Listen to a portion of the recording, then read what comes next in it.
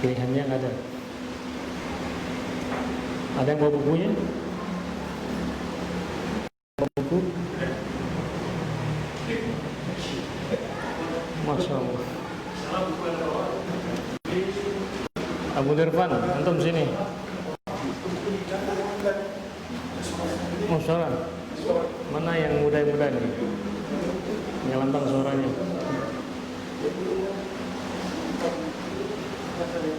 Antum, Pak? Cek sound, cek. Jauhin ya. Sekarang bagian ke-9. Keutamaan tauhid.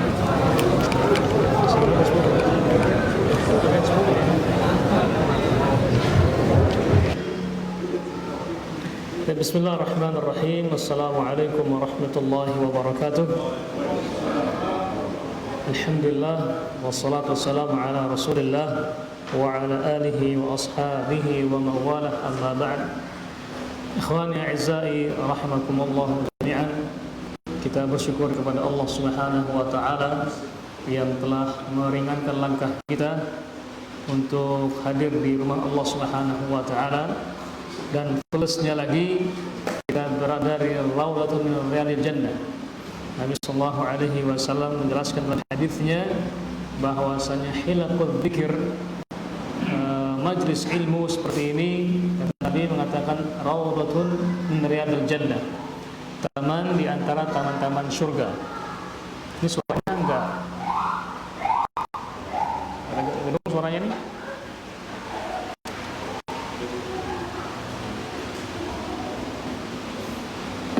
Ya, dan alhamdulillah kita juga berada dalam jalan yang mana Nabi sallallahu alaihi wasallam bersabda, "Man salaka tariqan yaltamisu fihi ilman, sahhalallahu lahu bihi tariqan ilal jannah."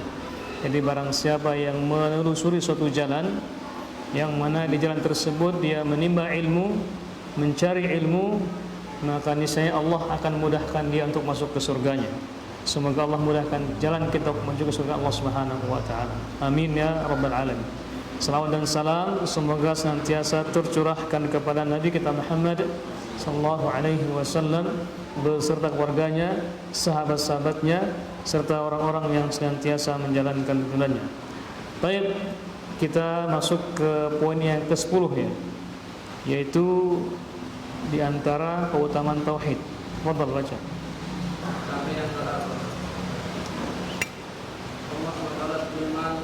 Orang-orang yang beriman dan tidak meragukan iman mereka dengan kezaliman diri, mereka itu orang-orang yang mendapat keamanan, dan mereka itu adalah orang-orang yang mendapat petunjuk. Lanjut. Abdullah bin Mas'ud menjelaskan ketika ayat ini turun, banyak umat Islam yang merasa sedih dan berat. Mereka berkata, siapa di antara kita yang tidak berlaku zalim terhadap dirinya sendiri? Lalu Rasulullah bersabda, yang dimaksud bukan kezaliman itu, tetapi syirik. Apakah kalian belum mendengar nasihat Utsman kepada putranya, wahai anakku, janganlah kamu menyekutukan Allah. Sesungguhnya mempersekutukan Allah syirik benar-benar suatu kezaliman yang besar. Luqman. Ayat ini memberi kabar gembira kepada orang-orang beriman yang menetapkan Allah, yang tidak mencampur-adukan antara keimanan dengan syirik, serta menjauhi segala bentuk perbuatan syirik. Sungguh mereka akan mendapat keamanan yang sempurna dari siksaan Allah di akhirat kelak. Mereka itulah orang-orang yang mendapat petunjuk di dunia. Naam. Di antara keutamaan mentauhidkan Allah Subhanahu wa taala, yang paling pertama dan yang paling utama adalah tercantum dalam firman Allah Subhanahu wa taala di surat Al-An'am. Allah berfirman, "Alladzina amanu wa lam yulbisu imanahum bidzulmin, ulaika lahumul amnu wa hum muhtadun." Di ayat ini Allah Subhanahu wa taala menjelaskan 4 hal. Yang pertama yaitu ciri-ciri orang yang beriman kepada Allah Subhanahu wa taala. Jadi orang yang beriman itu yang benar-benar beriman kepada Allah Subhanahu wa taala. yaitu orang-orang yang apa? Yang tidak mencampur adukkan keimanan mereka, artinya ketauhidan mereka, dengan bidzulmin, dengan kezaliman. Bunyi ayatnya itu kezaliman. Itu yang kedua. Nah, kalau mereka sudah seperti itu, beriman dan juga keimanan mereka tidak dicampur adukkan dengan kesyirikan kepada Allah Subhanahu wa taala, maka mereka mendapatkan dua hal. Mereka mendapatkan keamanan, dan yang keempat adalah mendapatkan petunjuk. Wa hum muhtadun. Dari 4 hal dalam ayat ini Allah jelaskan. Kelanjutan ayat ini Abdullah bin Mas'ud menafsirkannya. Abdullah bin Mas'ud mengatakan, lamma nazalat hadhihi al-ayah, ketika Allah menurunkan ayat ini, kaum muslimin, yaitu para sahabat di saat itu, merasa bingung dan ragu. Gimana ragunya? Kenapa? Karena semua mereka merasa menzalimi diri sendiri, merasa berbuat zalim. Kenapa? Karena ayatnya apa? Walam yulbisu imanahum bidzulmin, yang mana mereka belum mencampur adukkan keimanan mereka dengan kezaliman. Jadi pemahaman sahabat zalim itu menganiaya. Zalim itu menganiaya. Nah, para sahabat bertanya-tanya, berarti kita ini nggak bisa masuk surga dong katanya. Kenapa? Karena semua kita ini berbuat zalim. Berbuat zalim sebelum kita masuk Islam. Karena punya ayatnya, walam yulbisu imanahum bidzulmin, belum mencampur adukkan keimanan mereka dengan kezaliman.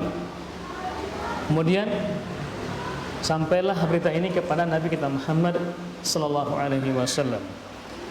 Beliau mengatakan, laisa dzalik, bukan itu yang dimaksudkan dengan ayat tadi. Bukan itu maksudnya. Nah, ini penting. Di saat kita ingin memahami Al-Quranul Karim, jangan hanya dibaca teksnya dan juga diterjemahkan dengan teksnya itu, tekstualnya. Di sana ada konteksnya, ada kandungannya. Nah, ini bagian dari cara kita menafsirkan Al-Quran dengan apa? Dengan perkataan para sahabat radhiyallahu anhum ajma'in. Sahabat menukil sabda Nabi kita Muhammad sallallahu alaihi wasallam, laisa dzalik. Ini juga bagian dari menafsirkan Al-Quran dengan sabda Nabi kita Muhammad sallallahu alaihi wasallam. Nabi mengatakan apa? Bukan itu maksudnya. Kenapa? Karena para sahabat hanya memahami dengan zahirnya saja, dengan zahirnya. Tetapi para sahabat belum memahami apa yang dimaksud dengan zaliman tersebut. Makanya Nabi berkata, laisa dzalik, innama huwa syirku. Yang dimaksudkan dengan kezaliman di situ adalah kesyirikan. Berarti zalim di ayat itu apa tafsirannya? Syirik. Belum tentu di ayat yang lainnya juga syirik. Bisa ngerti ya? Karena zalim itu banyak maknanya. Tapi di ayat ini maksud zalim itu di situ adalah syirik. Kenapa? Nabi menjelaskannya. Alam tasma'u qawla Luqman libnihi, apakah kalian tidak mendengar perkataan Luqman? Siapa Luqman itu? Siapa dia? Siapa beliau? Luqman Al-Hakim. Diceritakan dalam Al-Quran namanya. Siapakah beliau? Nabi atau Rasul? Nabi atau Rasul? Nabi. Apa buktinya bahwasanya beliau Nabi? Bukan. Berarti Rasul berarti. Apa buktinya bahwasanya beliau Rasul? Di sini bilang Nabi, sana bilang Rasul. Mana yang betul? Beliau bukan Nabi, bukan pula Rasul. Kenapa? Karena beliau tidak mendapatkan wahyu dari Allah Subhanahu wa ta'ala. Beliau orang yang saleh, orang yang saleh, orang yang penuh dengan bijaksana dalam mengatakan, dalam berkata. Makanya dikatakan Luqman Al-Hakim. Luqman Al-Hakim itu orang yang bijaksana. tetapi beliau bukan nabi dan juga bukan rasul. Kenapa? Karena tidak ada dalil yang menjelaskan bahwasanya beliau mendapatkan wahyu dari Allah Subhanahu wa taala. Seperti ya? Nabi menukil perkataan itu, "Alam tasma'u qawla Luqman li ibnihi?" Apakah kalian tidak mendengar perkataan Luqman kepada anaknya? Nabi sallallahu alaihi wasallam menukil firman Allah Subhanahu wa taala ketika Luqman berkata kepada anaknya, "Ya bunayya la tusyrik billah inna syirka la dhulmun 'adzim." Wahai anakku, janganlah kalian berbuat syirik kepada Allah Subhanahu wa taala. Kenapa? Inna syirka la dhulmun 'adzim. Karena sesungguhnya kesyirikan merupakan kezaliman yang sangat agung, yang sangat besar. Kenapa syirik itu dikatakan kezaliman? Ada yang tahu? Ini Al-Quran ini hadiah bukan? Bukan ya? Kenapa kesyirikan itu dikatakan kezaliman yang sangat besar? Ada yang tahu? Apa alasannya? Kenapa syirik dikatakan kezaliman yang sangat besar? Kenapa? Karena dia membuat lain dengan Allah Subhanahu wa taala. Boleh. Tapi ada sebab yang paling prinsip. Kenapa syirik dikatakan kezaliman yang sangat besar? Karena dia telah mengambil haknya Allah Subhanahu wa taala. Kalau seorang hamba mengambil hak hamba yang lainnya, zalim tidak? Zalim ya? Mengambil milik tanpa haknya atau tanpa izin, mencuri, itu kezaliman. Tetapi kalau seorang hamba mengambil haknya Allah Subhanahu wa taala, memberikan kepada makhluk yang lainnya, maka itulah dikatakan kezaliman yang sangat besar. Apa haknya Allah terhadap hambanya? Agar Allah disembah, itu haknya Allah Subhanahu wa taala. Dan kewajiban kita adalah menyembah Allah Subhanahu wa taala saja, bukan kepada yang lainnya. Nah, ketika ada seorang hamba menyembah kepada selain Allah Subhanahu wa taala, berarti seorang hamba ini apa? Telah mengambil haknya Allah diberikan kepada makhluknya. Zalim tidak? Ini kezaliman yang sangat besar. Makanya Allah berfirman, menukil perkataan Luqman Hakim, inna syirka la dzulmun 'adzim. Karena sesungguhnya kesyirikan merupakan kezaliman yang sangat besar. Nah, itulah yang dimaksud dalam ayat itu. Alladzina amanu wa lam yulbisu imanahum bidzulmin ulaika lahumul amnu wa hum muhtadun. Yaitu orang-orang yang di mana mereka itu tidak mencampur adukan keimanan mereka dengan kezaliman, artinya dengan kesyirikan, lahumul amn. Nah, di sini Allah memberikan dua manfaat kepada orang yang mentauhidkan Allah Subhanahu wa taala. Orang yang mengesahkan Allah Subhanahu wa taala. Berarti syirik ini mentauhidkan Allah ini dan juga membunuh atau memberantas kesyirikan itu bagian dari silah yang pertama dari Pancasila kita. Ada yang hafal Pancasila? Sila yang pertama apa? Ketuhanan yang Maha Esa. Berarti mentauhidkan Allah Subhanahu wa taala, kita juga mengamalkan Pancasila dan sila yang paling pertama. Dan memeranginya adalah merupakan bentuk dari perwujudan dari sila yang pertama, yaitu mentauhidkan Allah Subhanahu wa taala. Nah, orang-orang seperti ini ketika dia menerapkan tauhid, Allah mengatakan apa kepada mereka? Lahumul amn. Mereka mendapatkan keamanan. Apa maksudnya aman di situ?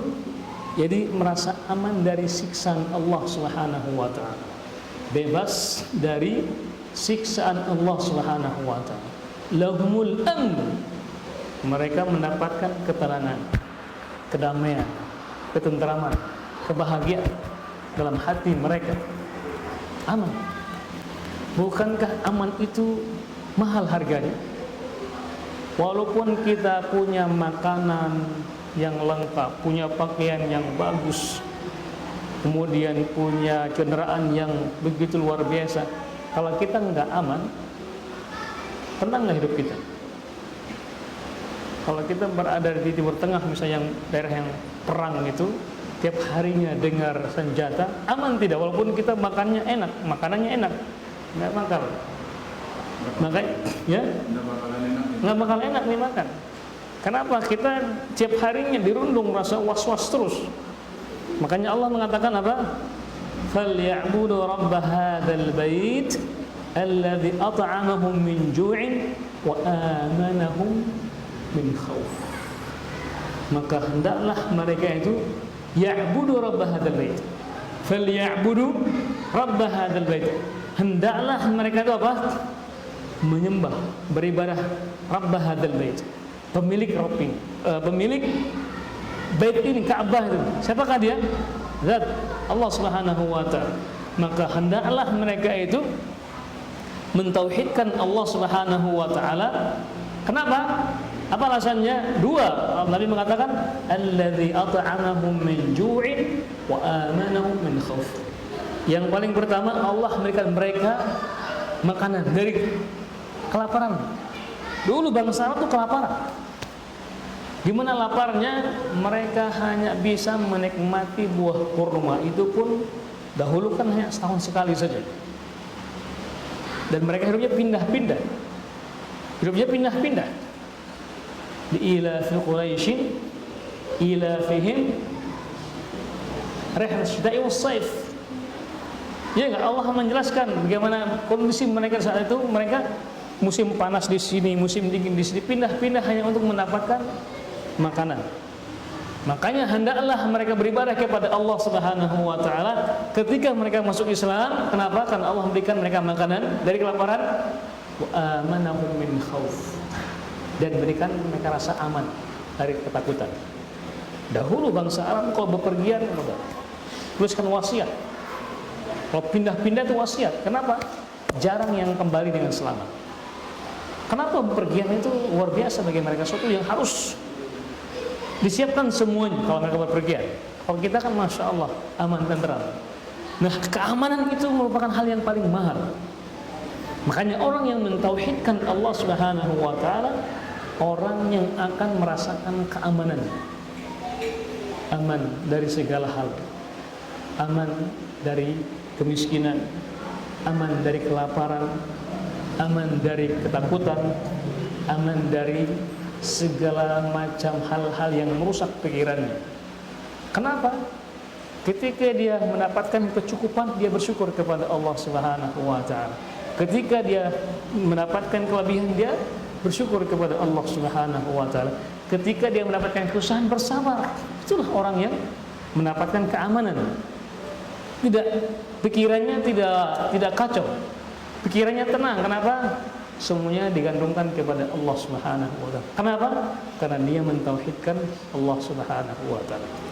Lagi di masa-masa fitnah sekarang ini misalnya, banyak orang yang meneliti, mengira, kemudian berusaha memberikan kesimpulan tentang kondisi negara kita begini. Hanya muncullah kesyirikan, muncullah banyak ketakutan. Kita terkadang banyak di antara kita mengeduakan Allah Subhanahu dalam hal kondisi kita. Kenapa kita serahkan kepada Allah Subhanahu wa taala saja?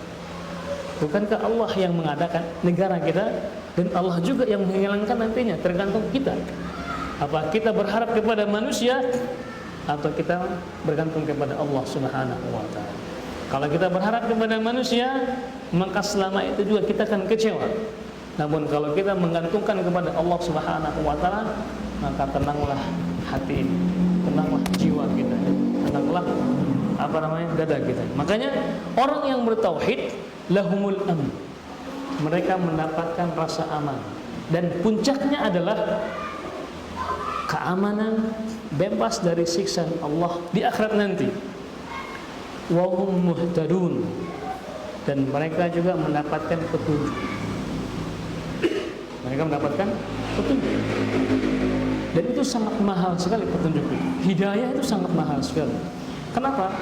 Antum saja kalau masya Allah, jazakallah, baik punya 2 istri nanti insya Allah. Antum misalnya kalau punya kendaraan yang baru,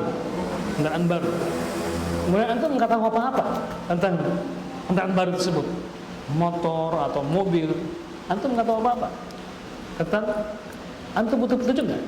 Butuh tidak?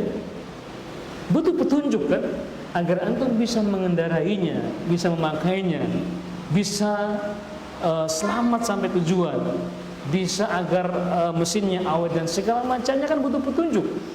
Makanya ada yang namanya buku panduan, buku manual. Jadi setiap produk itu kan punya apanya? Punya buku manualnya. Dan terkadang orang nggak mau baca, ya tidak? Antum kalau beli HP baca nggak buku petunjuknya itu? Malas. Dan juga Allah juga perusahaan juga pasti juga mentraining mekaniknya, betul tidak? Ketika ada perusahaan mengeluarkan produk pasti dua, ada buku manualnya, ada juga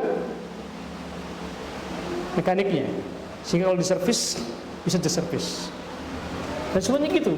Nah, Allah juga ketika menciptakan manusia, Allah mengutus dua hal, kitab sucinya dan juga Nabi dan Rasulnya. Apa tujuannya? Agar kita mendapatkan petunjuk. Sudah ada petunjuknya, ada mekaniknya, tinggal kita mau nggak mencari petunjuk tersebut, mau nggak baca buku petunjuknya. Nah, kalau antum sok-sokan misalnya punya mobil baru, punya motor baru, nggak perlu tanya mekanik, nggak perlu buka manual, kamu tanya, pakai saja. Kira-kira selamat nggak? Berarti serasok nanti kan? Serasok jadi tekan ping, ya serasok. Nah, gitulah orang yang sesat namanya. Yang penting kamu tuh buat, kan begitu. Yang penting menurut dia baik gitu loh. Yang penting asal kena saja. Itulah orang yang sesat dalam agama.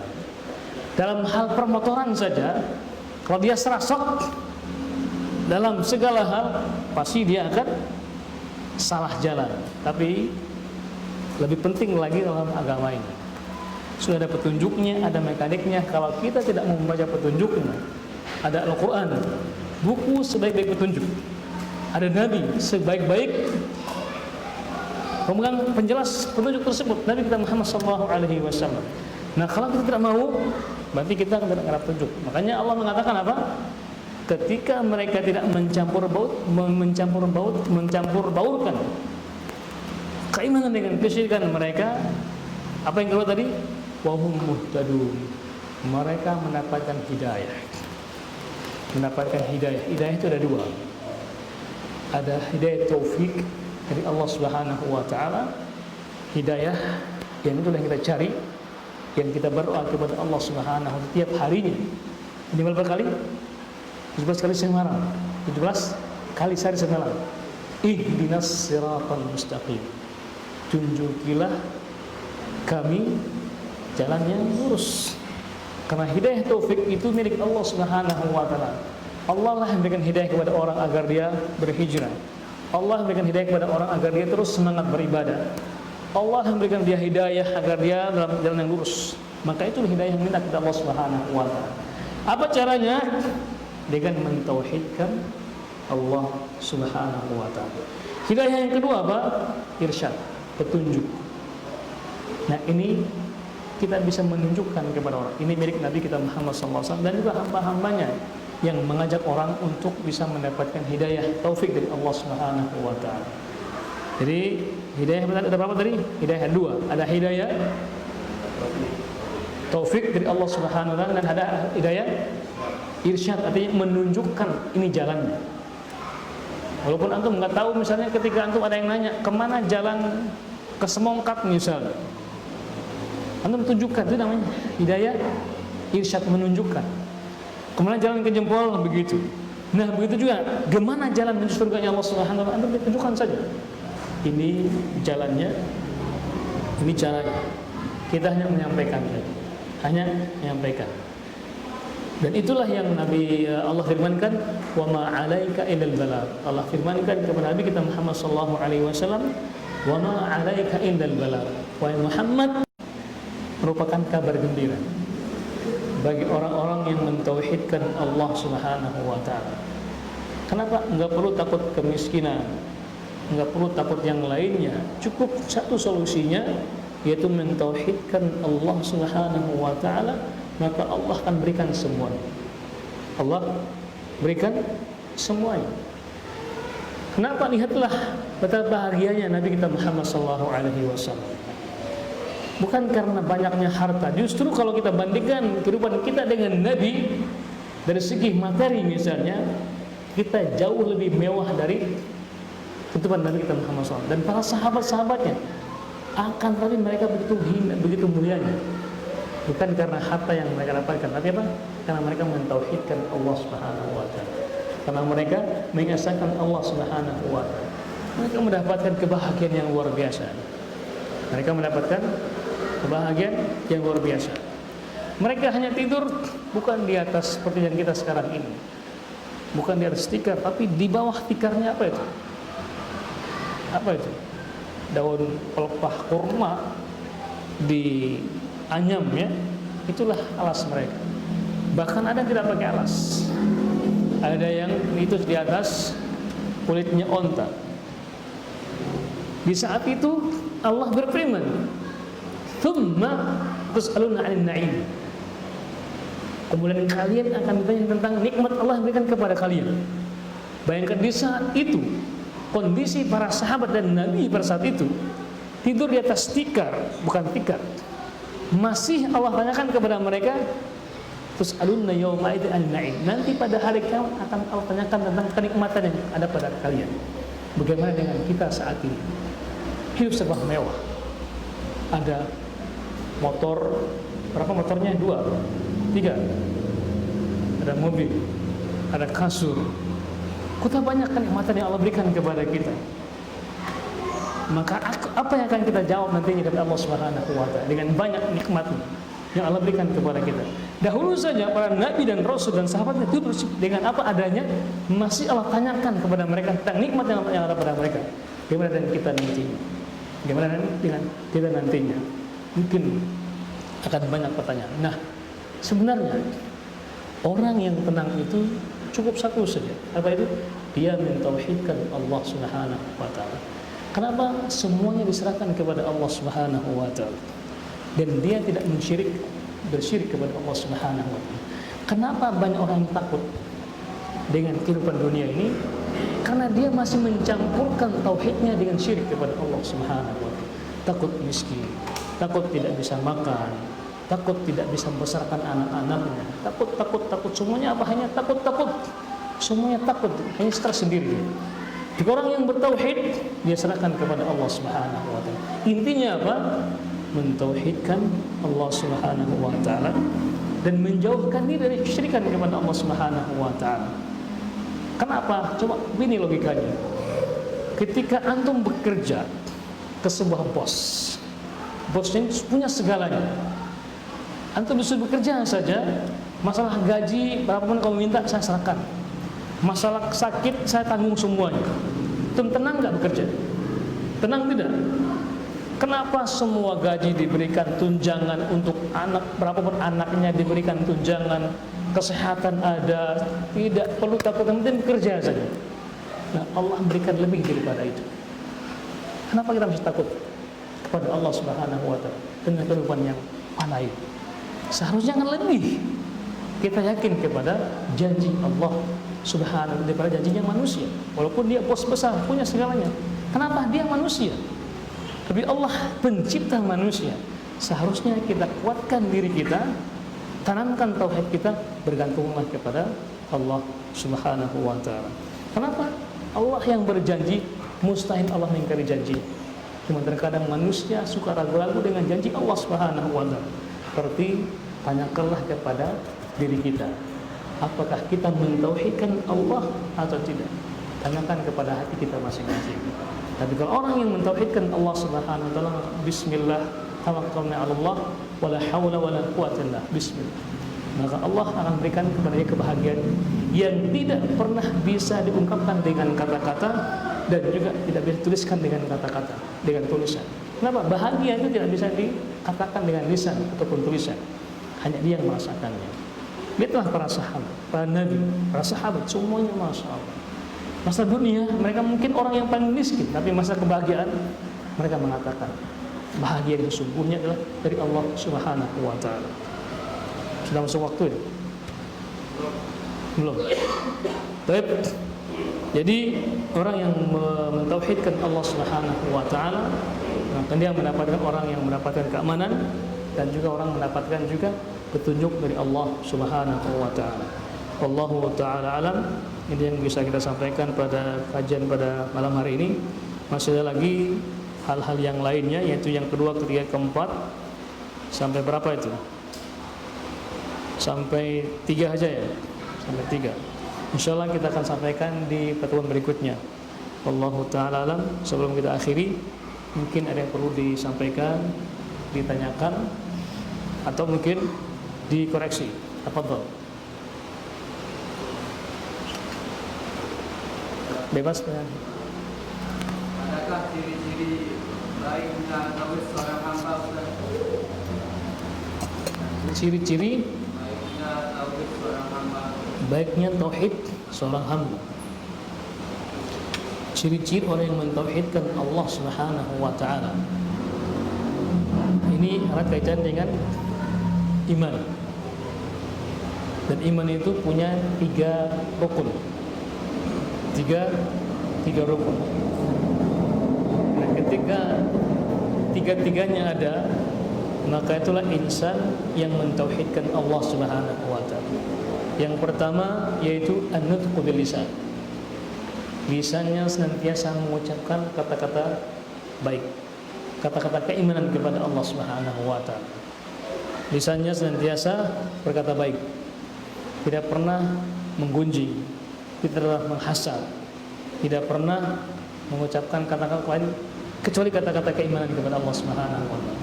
Kemudian at-tasdiqu bil janan. Di hatinya dia meyakini bahwasanya segala yang ada pada dia ini hanyalah milik Allah Subhanahu wa taala. Sehingga apa? Dia tidak pernah menagih simpati kepada orang. Dia tidak pernah menuntut simpati kepada orang lain. Dan tidak pernah meminta pujian dari orang lain. Kenapa? Karena orang yang riya, orang yang paling sengsara sebenarnya. Orang yang riya itu orang yang paling sengsara. Kenapa? Ketika dia berinfak, dia pasti menunggu pujian. Dia pasti menunggu pujian. Nah, ketika dia tidak dipuji, maka dia paling sengsara. Ya balik sengsara. Ketika dipuji pun ternyata pujiannya tidak sesuai harapannya dia pun sengsara juga. Di orang yang riya itu enggak dipuji pun sengsara, dipuji pun sengsara, enggak dipuji pun lebih lagi sengsara lagi. Jadi orang yang riya itu orang yang paling sengsara sebenarnya.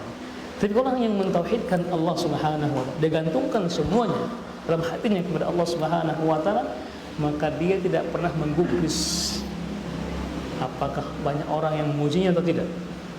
Dia pernah mencari itu, dan dia tidak pernah menagih simpati itu. Jadi kenapa? Karena at-tasdiqu bil janan, dia meyakini dengan hatinya. Kemudian yang berikutnya wal amalu bil arkan, dia mengaplikasikan semua yang diucap dan diyakini itu dengan ibadahnya kepada Allah Subhanahu wa taala, dengan anggota tubuhnya, dengan semuanya. Dia ucapkan dengan lisannya, dia yakinkan dengan hatinya, dan dengan anggota tubuhnya.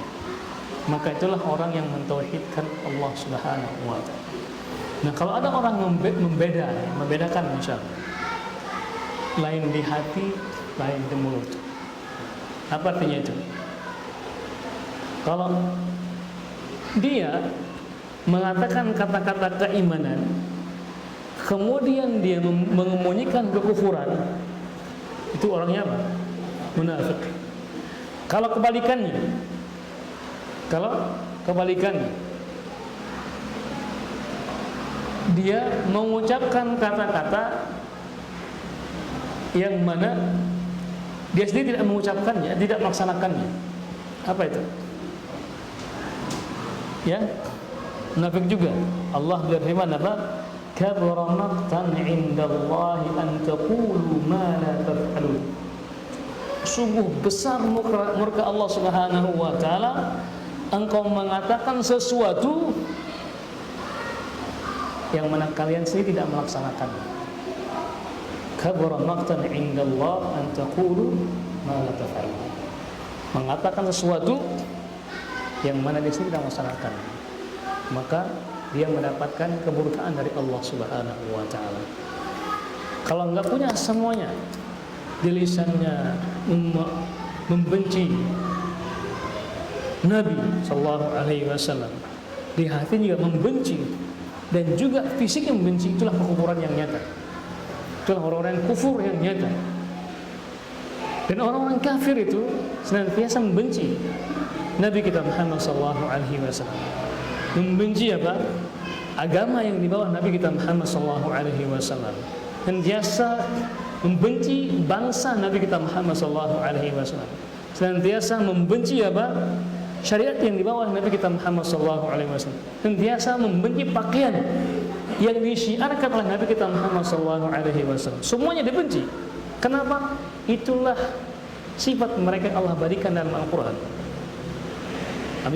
Allah berfirman, apa firman Allah? Walan tarda 'ankal yahud walan nasara hatta tattabi'a millatahum.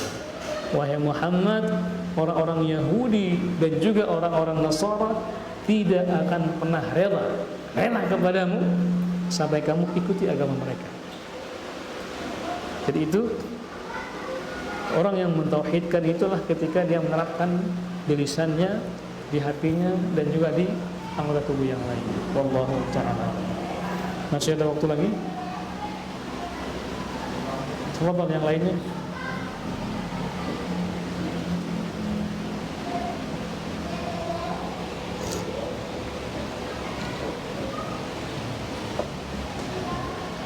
Bisa bebas. Tafadhal Abu Hamdi.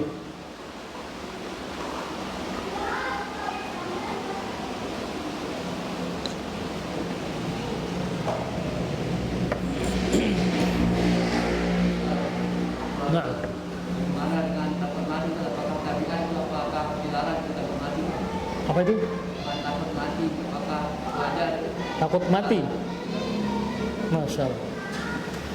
Apakah takut mati tabiat yang wajar? Takut mati atau tabiat yang wajar? Kalau kita merujuk kepada hadis Nabi sallallahu alaihi wasallam, ketika Nabi sallallahu alaihi wasallam bercerita tentang kondisi umat manusia, kondisi kaum muslimin di akhir zaman. Nabi sallallahu alaihi wasallam, kondisi umat Islam ini di akhir zaman banyak, kata Nabi sallallahu alaihi wasallam. Banyak, tapi gutha isayl, seperti buih di lautan. Banyak jumlahnya tetapi seperti buih di lautan. Apa maksudnya? Enggak ada isinya, enggak ada kualitasnya, hanya unggul di kuantitas tetapi sedikit dari ilmu dan pemahaman. Kau lihat di jalan-jalan, kalau ada demo, banyak tidak kaum muslimin? Banyak tidak ya? Kalau ke masjid, banyak atau sedikit? Itu bisa dilihat dengan kasarnya demikian. Kalau diajak teriak-teriak ke jalan, ramai sekali. Tapi kalau diajak ke masjid, hanya sedikit. Di taman-taman siapa yang banyak? Banyak mereka, tapi kalau ke masjid, gini. Itulah yang Nabi katakan gutha ka gutha isayl. Jadi buih seperti buih di lautan terombang ambing kemanapun angin berhembus, itulah mereka. Ikut arus, ikut demo ikut ini ikut masjid, saya belum siap, pakaian masih kotor, celana masih kena, banyak alasannya. Banyak alasannya.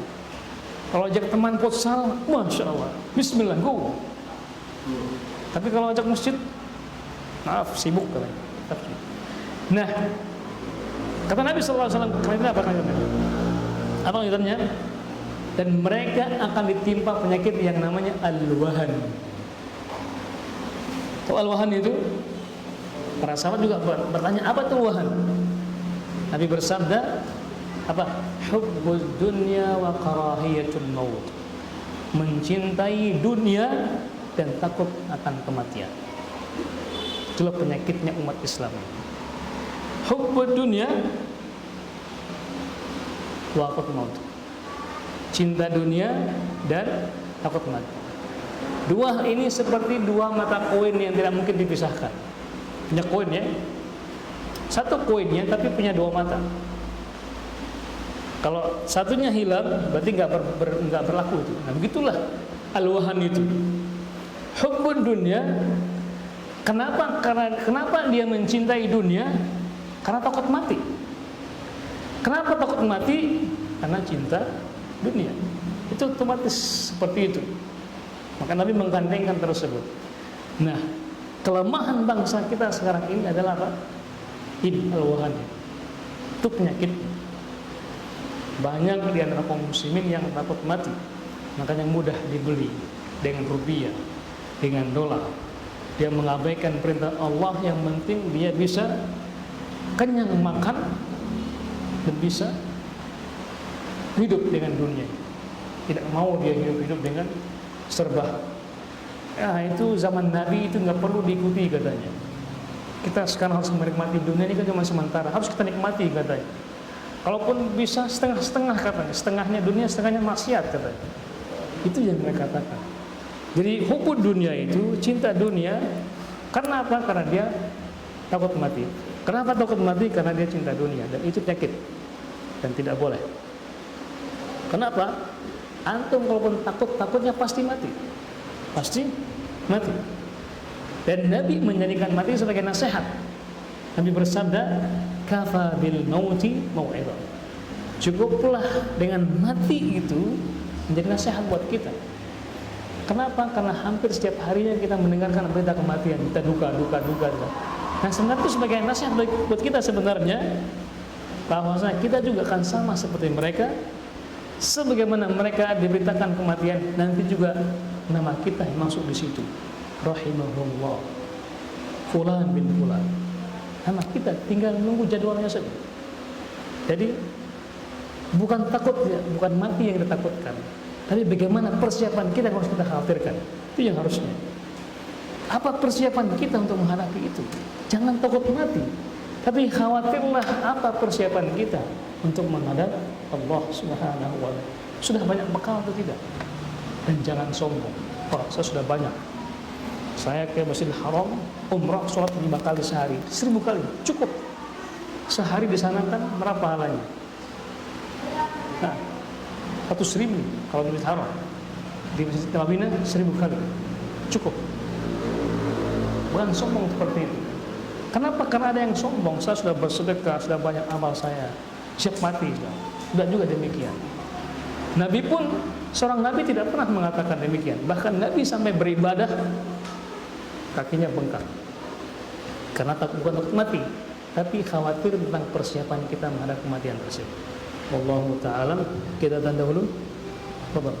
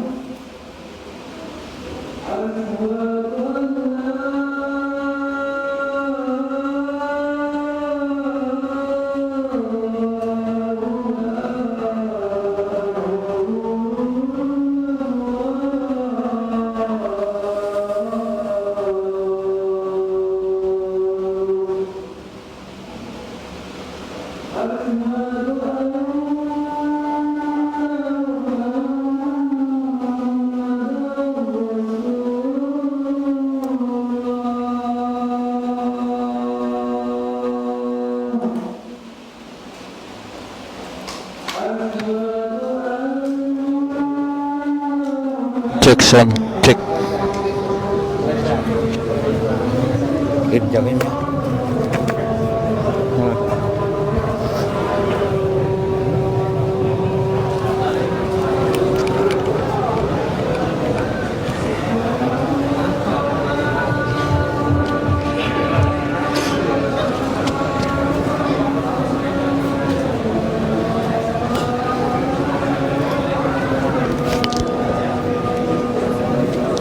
Kenapa Pak Katri?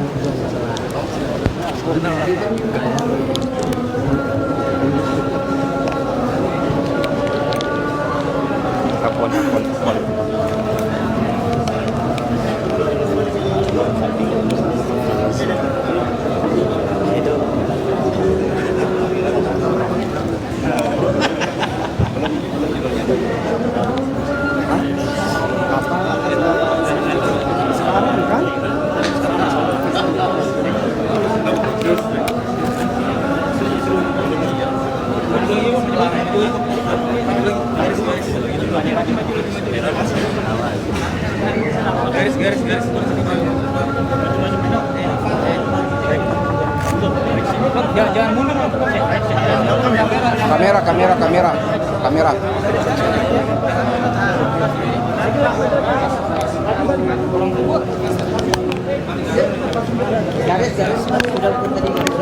Cek. Cek.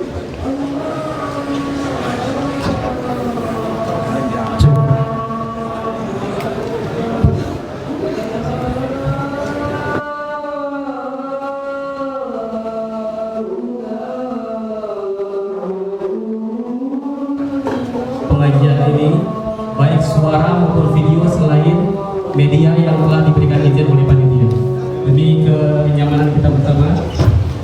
Begitu juga foto-foto Ustaz tidak berkenan untuk di foto-foto untuk kerjasamanya agar pengajian kita berjalan khidmat. Terima kasih. Wassalamualaikum warahmatullahi wa ala alihi wa ashabihi wa mawala amma ba'd. Sebelum kita akhiri, ini ada pertanyaan dari akun Facebooknya, namanya Nita Zakaria. Pertanyaannya, apakah kalau ada orang yang sakit tapi orang itu tidak mau berobat, padahal secara materi dia mampu, apakah itu termasuk zalim terhadap diri sendiri? Paham pertanyaannya? Paham ya?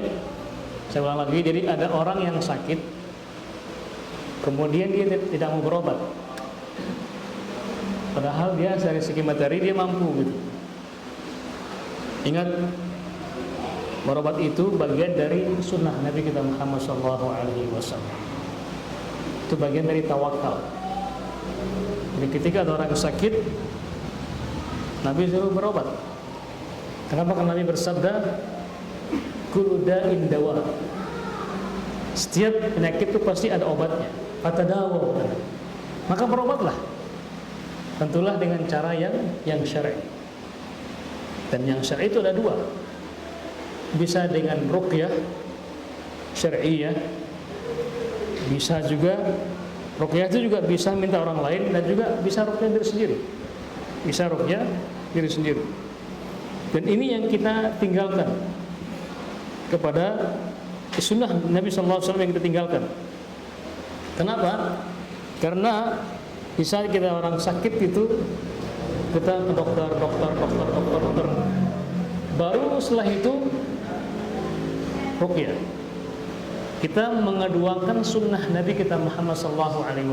Padahal seharusnya kita kedepankan sunnah Nabi kita Muhammad SAW.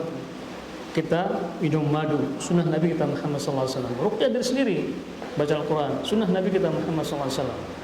Lalu setelah itu kita ke dokter. Makanya kalau antum tinggal di Arab Saudi, kenapa rumah sakit itu sepi-sepi saja? Kenapa?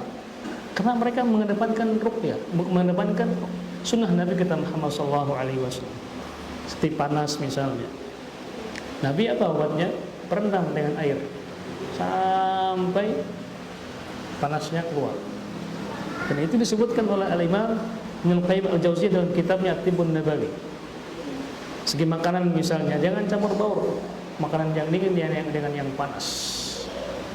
Itulah yang menyebabkan perut kita ini tidak menerima sehingga kita sakit. Dengan madu misalnya. Bagi kita kan daerah yang penghasil madu terkenal di Indonesia. Madu Sumbawa. Ada dua, asli dan juga murni. Ada yang murni, ada yang asli. Dan itu bisa dibedakan, gampang membedakannya. Kalau madu yang murni, kalau antum minum kan terasa di sini kan, di kerongkongan. Betul tidak? Apa bahasa bawah ada? Yang ada panas ya, kayak mencekik gitu. Kalau madu asli, dia dari luar mencekiknya gini. Itu madu yang asli itu gampang membedakan. Itu khas khusus madu Sumbawa membedakan. Kita kan minum madu. Bahkan ketika sahabat bertanya Nabi SAW tentang sakit perutnya, Nabi mengatakan minum madu. Nabi minum madu. Kemudian masih ada masalah dengan perutnya lagi. Dia ishal, mencret, minum lagi kata Nabi. Sampai 3 kali dia minumnya. Apa kata Nabi? Sadaqallahu wa kadzdzaba batnuk. Allah maha benar dan perutmu lah yang dusta katanya. Berarti perutnya itu ada penyakit sehingga dibersihkan oleh madu tersebut. Nah terkadang orang merasakan demikian. Ketika dia madu kok mencret, wah nggak cocok ini. Coba sampai 3 kali. Itu artinya bahwasanya Allah membersihkan perut antum dengan bersih, baru setelah itu siap lagi. Dengan izin Allah Subhanahu wa taala. Nah, orang yang ini kembali ke pertanyaan kita ini. Jadi ketika ada orang yang berobat, dia nggak mau berobat, berarti dia tidak bertawakal kepada Allah Subhanahu wa taala. Tawakal itu bukan ketika sakit tawakal kepada Allah Subhanahu wa taala. Itu bukan tawakal, itu tawakul namanya. Kenapa? Mengambil sebab itu bagian dari tawakal kepada Allah Subhanahu wa taala, bagian dari menyerahkan diri kepada Allah Subhanahu wa taala. Ketika antum haus misalnya, tawakal kepada Allah Subhanahu wa taala. Berhilang enggak hausnya? Enggak kan? Harus cari air, minum, baru bismillah, tawakal kepada Allah. Kalau antum lapar misalnya, bismillah tawakal, Allah yang kasih rezeki. Tapi kalau antum enggak mencarinya, enggak mungkin. Bahkan kalau ada pun ada beras, ada sayur, kalau enggak dimasak, bisa enggak masak sendiri dia? Ada tawakal namanya, ada usaha. Dan usaha itu bagian dari tawakal kepada Allah Subhanahu wa taala. Nah, ketika dia seperti ini tidak mau berobat padahal uang ada, itu pertama mungkin jangan-jangan dia pelit, berarti sendiri. Yang kedua betul, berarti dia mentolak diri sendiri. Wallahu ta'ala alam. Cukup ya? Kita akhiri dengan doa majelis. Subhanaka wa bihamdika asyhadu an la ilaha illa anta wa astaghfiruka wa atubu ilaik. Wassalamualaikum warahmatullahi wabarakatuh.